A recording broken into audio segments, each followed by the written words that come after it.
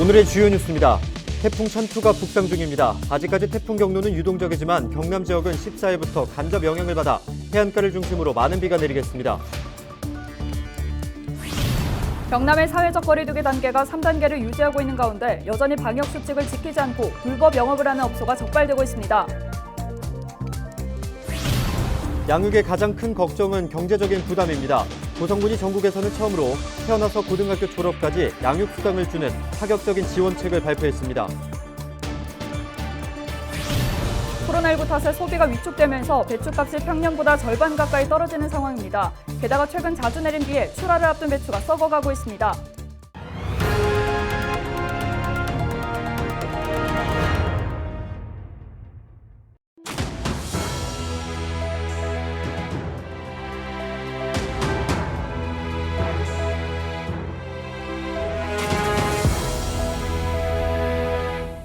여러분 안녕하십니까? 헬로티비 경남 뉴스입니다. 요즘 출산을 고민하는 세대에 가장 필요한 정책은 자녀 양육에 대한 경제적인 부담을 줄여주는 일인데요. 고성에서는 전국 최초로 출생부터 고등학교 졸업까지 양육수당을 지원하는 파격 지원책이 발표돼 눈길을 끌고 있습니다. 표영민 기자입니다. 7 자녀를 둔 이유정 씨. 창원에서 고성으로 이사 오면서 자녀 양육 비용 부담을 덜었습니다. 중2, 고1 자녀에게 매달 5만 원과 7만 원이 지원되기 때문입니다.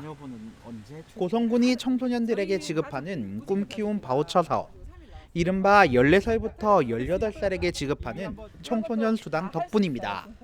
또 꿈페이가 또 이렇게 되니까 아이들 용돈 걱정이 조금 없어진 건 있어요. 그러니까 아이들이 뭐 잡다하게 사고 싶은데 엄마한테 말하지 못한 것들이라든지 아니면은 뭐 정말 필요한데 뭐 급하게 뭔가를 사야 되는데 뭐 카드가 안 갖고 갔다. 그럴 때 꿈페이 같은 경우에 좀 요긴하게 쓰이기는 하더라고요. 청소년 수당은 지역에서만 사용 가능한 현금 카드 형식으로 지급돼 소상공인에게도 큰 도움이 되고 있습니다. 특히 학생들이 많이 찾는 서점과 문구점 등은 매출이 50% 이상 크게 늘었습니다. 이제 저희 꿈키움 카드가 생김으로써 이제 지역 서점을 활용해주고 해서 저희가 이제 소매 매출은 한 40% 내지 한 50% 정도 영역까지 좀 올랐다고 볼 수 있습니다. 양육 비용 감소와 지역 경제 활성화라는 일석이조의 효과를 얻은 고성군은 청소년 수당의 지원 확대를 밝혔습니다. 가칭 함께 키움 수당을 신설해 그동안 지원에서 제외됐던 3,500여 명의 영유아와 초등학생까지 지원하겠다는 것입니다. 0세에서 8세까지는 매달 10만 원을 지급하고 9세에서 12세 초등학생에게는 5만 원을 지급하는 계획인데 수당을 지원하는 것은 고성이 처음입니다. 하지만 아동수당 추진을 위해 52억 원 규모의 예산을 확보하는 것이 관건. 고성군은 공모사업 선정 등으로 군비 사용이 줄어든 만큼 관련 예산 확보에 자신감을 보이고 있습니다. 경제적인 부담을 덜어줄 수 있는 방법이 무엇인가 계속적으로 고민했고 연구했고 그리고 지역에서만 사용할 수 있기 때문에 지역 경제 활성화에도 도움이 되는 그 시작을 이곳 고성에서 출발하려고 합니다. 고성군은 군의회의 소통을 거쳐 올해 안으로 함께 키움 수당 사업을 추진한 뒤 보건복지부의 승인을 얻어 내년 사업을 시행할 예정입니다. 헬로티비 뉴스 표영민입니다. 강원도 고랭지 배추 농가 농민들의 한숨이 깊어지고 있습니다. 코로나19 탓에 소비가 위축되면서 배추 가격이 평년보다 절반 가까이 떨어지고 인건비는 오르고 있는데요. 여기에 최근 가을 장마 때문에 출하를 앞둔 배추들이 썩어가고 있다고 합니다. 김선아 기자가 취재했습니다. 강원도 평창에서 20년 넘게 고랭지 배추 농사를 짓고 있는 김계화 씨. 추석 대목을 앞두고 있지만 걱정이 많습니다. 최근 가을 장마로 비가 쏟아지면서 애써 키운 배추들이 대부분 망가져버렸기 때문입니다. 오랫동안 비를 맞은 이 배추들은 이렇게 안쪽까지 모두 썩어 문드러지면서 악취가 나고 있는 상황입니다. 폭염에 장마가 겹치면서 고온다습한 날씨가 이어지자 배추 무름병과 황화병 등이 번졌습니다. 그나마 나은 배추를 골라 팔아보려고 해도 엎친 데 덮친 격으로 배추 가격은 평년보다 폭락한 상황입니다. 최근 상품 기준 고랭지 배추 도매 가격은 10kg당 10,000원 정도로 평년과 비교해 절반 가까이 떨어졌습니다. 코로나19 장기화로 식당과 학교 급식 수요가 줄어드는 등 소비가 위축된 탓입니다. 지금은 그 뭐 물량도 없는데 가격은 배추 가격은 없고 그다음에 또 인건비는 비싸고 그러니까는 작업을 그냥 포기해 버리는 상태죠. 강원도 고랭지 배추 재배 면적은 약 3,500헥타르. 이 중 40%가 아직 출하를 하지 못했는데 무름병 등 병충해는 계속 확산되고 있습니다. 강원도는 농가 현장을 방문해 작황 상황을 점검하고 수급 안정 대책을 추진하겠다는 계획입니다. 정부가 계속 수급 관리를 하고 있으니까요. 저희도 이제 정부 수급 관리 정책에 따라서 저희도 추석 전까지는 그 가격에 관계없이 안정적으로 출하가 될 수 있도록 계속 지금 상황 관리를 하고 있는 중입니다. 코로나19에 소비는 줄고 장맛비에 배추는 썩어가는 상황. 농민들은 그저 하늘이 원망스럽습니다. 헬로티비 뉴스 김선아입니다. 네, 진주 청동기 문화박물관은 건립된 지 12년이 지났습니다. 그동안 시설 노후화와 콘텐츠 부족으로 그동안 관람객들의 외면을 받아왔는데요. 진주시가 첨단 체험형 문화 콘텐츠를 확충해 박물관을 재개관했습니다. 새로운 문화 공간으로 자리 잡을 수 있을까요? 김현우 기자의 보도입니다. 국비 포함 121억 원이 투입된 진주 청동기 문화박물관. 2009년 개관 당시엔 지역의 새로운 랜드마크가 될 것으로 기대를 모았지만 현실은 달랐습니다. 다소 밋밋한 볼거리에 체험거리가 없었고 시설도 노후화돼 관람객들의 외면을 받아왔습니다. 실제 연간 청동기 박물관 유료 관람객 변동 추이를 보면 개관 이후 꾸준히 관람객이 늘어나다 2014년 18만 명 정도로 정점을 찍었습니다. 하지만 이후 급격히 감소하기 시작했고 2019년에는 6만 1천여 명, 지난해에는 코로나19 탓에 10,000명 수준에 그쳤습니다. 무엇보다 관람객들의 재방문율이 뚝 떨어졌다는 게 문제였는데 이 때문에 진주시는 지난 2015년부터 청동기 박물관 운영 방향을 전면 재검토하기 시작했습니다. 한때 진주시는 박물관 기능을 없애고 다른 용도로 사용하기 위해 고민하기도 했습니다. 하지만 민선 7기 들어 다시 박물관 기능을 활용하기로 마음먹었고 국비를 확보해 리모델링에 들어갔습니다. 1년여 동안 정비를 마치고 확 달라진 모습으로 다시 문을 연 청동기 박물관. 가장 많이 바뀐 건 역시 전시 환경입니다. 입체 전시를 통해 시각적 효과를 높였고 다양한 체험형 전시를 도입했습니다.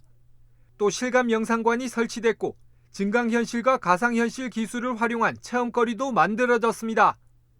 활용성이 떨어졌던 공간은 전시관으로 탈바꿈했고 단조로웠던 야외 수변 공간 역시 XR 망원경과 모션 인식형 체험, 홀로그램 뮤지컬 콘텐츠로 채워졌습니다. 스몰된 지역의 역사를 다루고 있다는 고유의 스토리를 가지고 있습니다.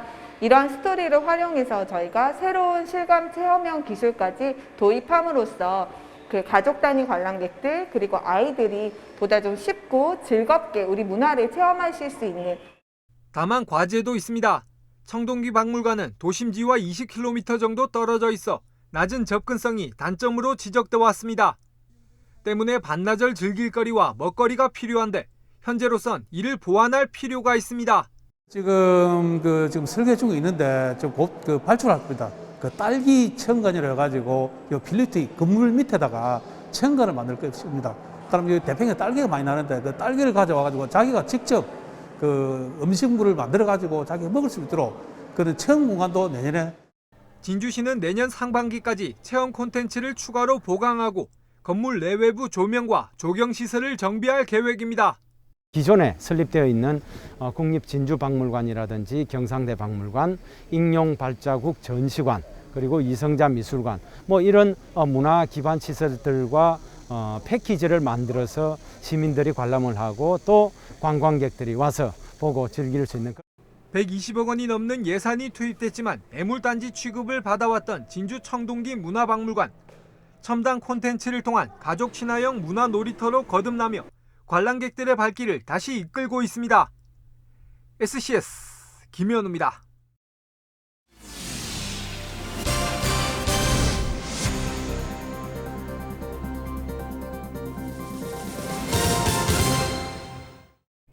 제14호 태풍 찬투가 북상하면서 경남 지역은 14일부터 간접 영향을 받겠습니다. 기상청은 14일부터 15일까지 경남 내륙은 10에서 40mm, 남해안은 20에서 80mm의 비가 올 것으로 전망했습니다. 또한 남해안을 중심으로 초속 최고 12m까지 강한 바람이 불겠고 천둥과 번개가 치는 곳도 있을 것으로 보여 시설물 관리와 안전사고에 각별히 주의해야겠습니다. 태풍 찬투는 이동 속도와 진행 방향에 따라 강수량과 해상 예보가 변동될 가능성이 있는 만큼 발표되는 최신 기상 정보를 참고하시기 바랍니다. 경남 지역 거리두기가 3단계로 조정됐음에도 여전히 불법 영업이 성행하고 있습니다. 지난 12일 경남경찰청은 최근 일주일간 방역수칙을 위반한 유흥시설 10곳을 적발했다고 밝혔습니다. 지난 5일 새벽 거제에서 집합금지 명령을 위반하고 옥상 컨테이너에서 문을 잠그고 영업을 하던 업주와 손님 13명이 적발됐습니다. 또한 지난 11일에는 사천시 한 유흥업소에서 술을 마시던 손님과 종업원 7명이 방역수칙을 위반해 단속에 걸렸습니다. 경찰 관계자는 13일부터 특별방역기간으로 유흥가 밀집 지역 위주로 단속을 강화하겠다고 밝혔습니다. 경남 공무원의 코로나19 방역수칙 위반 건수가 전국에서 가장 많은 것으로 나타났습니다. 국민의힘 서범수 의원이 17개 광역시도에서 제출받은 자료를 보면 올해 방역수칙 위반으로 징계를 받은 공무원은 46명이며 이 중 경남은 31명으로 전국에서 가장 많았습니다. 징계 내용은 견책 17명, 감봉 13명, 정직 1명으로 나타났습니다. 태풍 매미 희생자의 18주기 추모제가 지난 12일 창원 마산하포구 해운동 태풍매미 추모공원에서 열렸습니다. 30여 명이 참석한 추모제는 코로나19 여파로 축소됐으며 추모 장학사업회는 이날 지역 초중고등학생 10명에게 장학금을 전달했습니다. 지난 2003년 9월 발생했던 태풍 매미로 마산에서는 해일로 인한 저지대 침수가 발생해 모두 18명이 숨졌습니다. 거제시가 교통약자인 임신부들을 대상으로 교통비 지원에 나섭니다. 지원 대상은 거제에 주소를 둔 임신부로 1인당 최대 20만 원의 교통비가 지원되며 신청은 구비 서류를 지참해 보건소에서 가능합니다. 거제시는 교통비 지원을 통해 건강한 출산 환경을 조성하고 임신부들이 체감 가능한 복지 혜택을 제공할 방침입니다. 창녕군의 한국 매니페스토 실천본부가 주최한 전국 기초단체장 매니페스토 우수사례 경진대회에서 반부패와 청렴, 권익 개선 분야에서 우수상을 받았습니다. 창녕군은 매년 침수 피해를 입는 주민과 왕버드나무 군락을 보존해야 한다는 환경단체의 갈등을 대야 자연재해 위험 개선지구 정비 사업으로 공존시킨 성과를 인정받았습니다. 앞서 군은 행정안전부의 재해 위험 지역 정비 사업에서도 우수 사례로 선정돼 기관 표창과 인센티브 3억 원을 확보했습니다.